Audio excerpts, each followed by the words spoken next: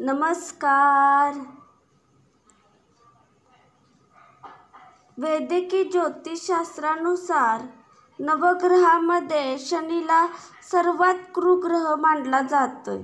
शनी एका राशीतून दुसऱ्या राशीत परिवर्तन करत असताना अनेक राशींच्या लोकांवर त्यांचा शुभ अशुभ परिणाम होतो. त्यानुसार 29 मार्च रोजी रात्री 9:44 शनी मीन राशीत संक्रमण करणार आहे. शनीच्या या संक्रमणामुळे 3 राशींच्या लोकांवर सतत धोक्याची घंटा असणार आहे.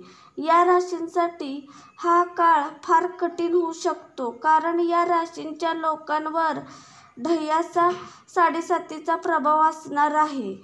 या राशी नेमक्या कोणत्या आहेत ते जाणून घेऊया.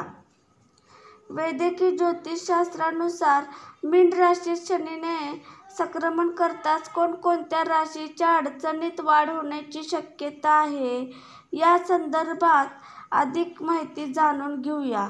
सर्वात आधी 29 मार्च रोजी शनीचे संक्रमण मीन राशीत होणार आहे.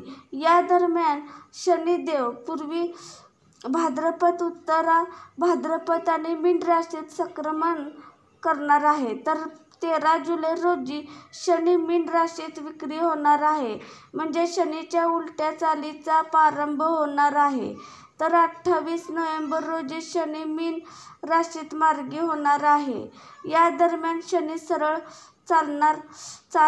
चालणार आहे.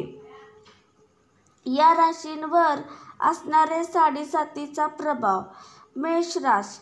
मीन राशीत शनीच्या संक्रमणामुळे मेष राशीच्या लोकांवर शनीची 7.5 सुरू होईल.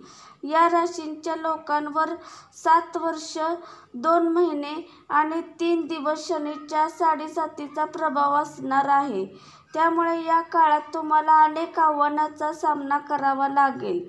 विशेषतः करिअर आणि आरोग्याच्या बाबतीत सतर्क राहा. कुंभ राशी. शनीच्या राशी संक्रमणाच्या दरम्यान कुंभ राशीच्या लोकांवर शनीच्या 7.5चा प्रभाव असणार आहे.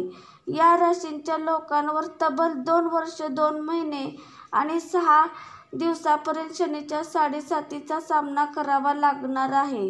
या काळात तुम्हाला शारीरिक मानसिक त्रास सहन करावा लागणार आहे. तुमच्या घरात देखील वादाची परिस्थिती निर्माण होऊ शकते. मीन राशी. मीन राशीच्या लोकांवर देखील शनीच्या 7.5चा प्रभाव असणार आहे.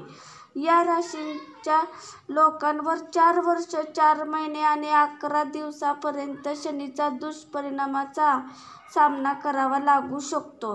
तसेच तुमच्या वैयक्तिक जीवनात अनेक मोठ्या घटना तुमच्याबरोबर घडतील.